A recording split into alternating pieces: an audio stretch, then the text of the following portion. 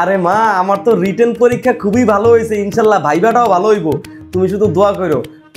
মা, একটা নাম্বার থেকে ফোন আসছে মা, তোমার লাগে আমি পরে কথা কই। হ্যালো, আসসালামু আলাইকুম। কে বলছেন? কে বলছেন? লিমন সাহেব বলতেছেন? জি, আমি লিমন। কে বলছেন আপনি? আপনার কি আগামীকালকে একটা সরকারি চাকরির ভাইবা আছে, তাই না? জি আছে, কেন বলুন তো? আপনি কোথায় থাকেন? আমি তো থাকি শ্যামলীতে। ওই আজকে বিকেলে একটু আমার সাথে দেখা করতে পারবেন? কেন বলুন তো? না মানে ওই যে আমি ওই বুখানাঙ্গা অধিদপ্তর থেকে বলছি।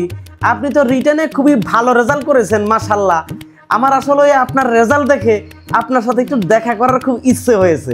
ও আচ্ছা আচ্ছা, জি আসলে আগামীকালকে আমার ভাইবা আছে, তো এর জন্য আমি একটু প্রস্তুতি নেওয়া দরকার আমার। আরে টেনশন নিয়েন না যে আপনার চাকরি হয়ে যাবে, আপনি একটু আমার সাথে দেখা করেন। বুঝতে পেরেছেন? বুঝতে পেরেছেন না? আচ্ছা ঠিক আছে, আমি কোথায় আসব? ওই আপনার এই নাম্বারে আমি লোকেশন পাঠিয়ে দিচ্ছি, কেমন? মুরগিটা ভা করতে পারলে স্যার বলেছে আমার কিছু টাকা পয়সা দিবে। আসসালামু আলাইকুম। আপনি কি লিমন সাহেব? জি জি আমি। ওই আপনার শরীরের মধ্যে আবার কোনো ক্যামেরা ট্যামেরা লাগানো নাই তো? ওই আপনার পকেটে মোবাইল থাকলে মোবাইলটা একটু বন্ধ করেন। জি করলাম। এবার আসল কথাটা বলতেছি, শুনেন। আপনি যেই পদের জন্য অ্যাপ্লাই করেছেন, ওই পদের জন্য কমপক্ষে 1.5 লাখ অ্যাপ্লিকেশন পড়েছে, বুঝেছেন? কিন্তু লোক তো নিবে 48 জেলায় 48 জন। এখন আপনি যে জেলা নির্বাচন করেছেন, ওই জেলায় কিন্তু রিটেনে ভালো করেছে একদম সর্বমোট মিলে 15 জন। তার মধ্যে থেকে আমরা 5 জনকে বাছাই করেছি, বুঝেছেন? এই 5 জনের মধ্যে কিন্তু আপনিও একজন। এখন এই 5 জনের মধ্যে যে কোনো একজনকে নিয়োগ দেওয়া হবে, বুঝতে পেরেছেন? সেক্ষেত্রে আমাদের স্যার আপনাকে নির্বাচন করেছে। আপনার স্যারকে অসংখ্য ধন্যবাদ ভাই, অসংখ্য ধন্যবাদ। আরে ভাই, এই ধন্যবাদ দিকে কাম হইবে না নে? তাহলে শোনেন, আমার স্যার মানবিক কাজ খুবই পছন্দ করেন। আপনি একটা কাজ করেন, ওই স্যারের একজন আত্মীয় আছে, তার ভরণ পোষণের জন্য কিছু টাকা দান করেন, বুঝতে পেরেছেন? কত টাকা দান করতে হবে ভাই? ওই বেশি টাকা না, ওই ধরো উত্তর দক্ষিণ পূর্ব পশ্চিম সব মিলিয়ে ধরেন যে 20 লাখ টাকা লাগবে। কি 20 লাখ? ভাই আপনার সারার আত্মীয় কি মানুষ না দানব যে তার ভরণ পোষণে 20 লাখ টাকা লাগবে? আরে ভাই অবাক হচ্ছেন কেন? আপনি যে পোস্টে যাইতেছেন, এই টাকা উঠাতে আপনার সময় লাগবে সর্বোচ্চ 2 বছর, বুঝতে পেরেছেন? আরে ভাই আপনি তো মানবতার সেবার নামে আমার কাছে ঘুষ চাইতেছেন ভাই। আমি ভাই এই ঘুষ মুষ দিব না ভাই। আমার ভাইবাতে ভালো করলে আমার চাকরি এমনি হয়ে যাবো ভাই। আমার রিটার্নও ভালো হয়েছে, আমার ভাইবাও ভালো হইব ভাই। ভাই কি পৃথিবীতে বাস করতেছেন নাকি স্বর্গে বাস করতেছেন? ভাইবাটা তো নিব আমরা শুধুমাত্র দেখানোর জন্য।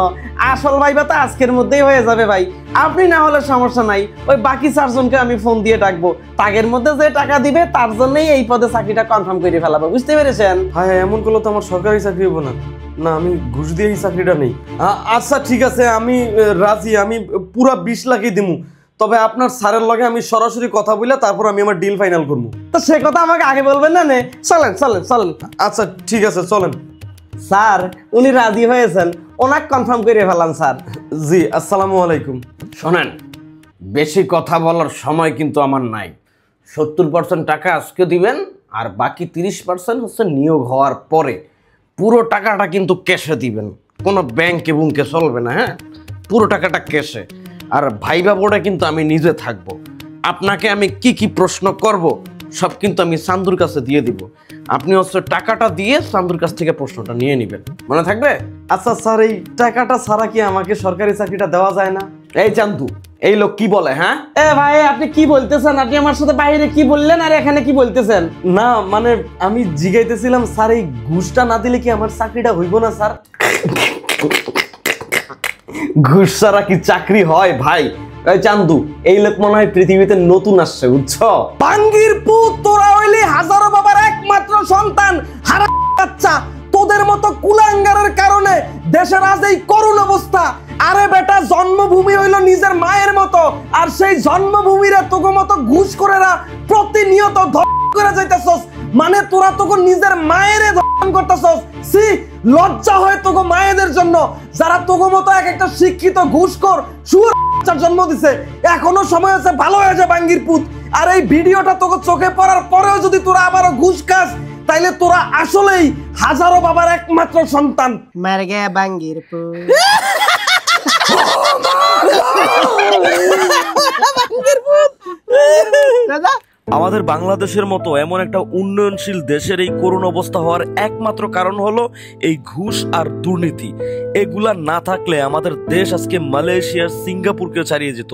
তাই আসুন ঘুষ ও দুর্নীতিমুক্ত বাংলাদেশ করি এবং এই ভিডিওটা ওই হাজারো বাবার একমাত্র সন্তানদের কাছে পৌঁছে দিই। সবাই ভালো থাকবেন, সুস্থ থাকবেন। আল্লাহ হাফেজ, আসসালামু আলাইকুম। ভিডিওটা অবশ্যই শেয়ার করে দিবেন এবং আমাকে অবশ্যই ফলো করে রাখবেন।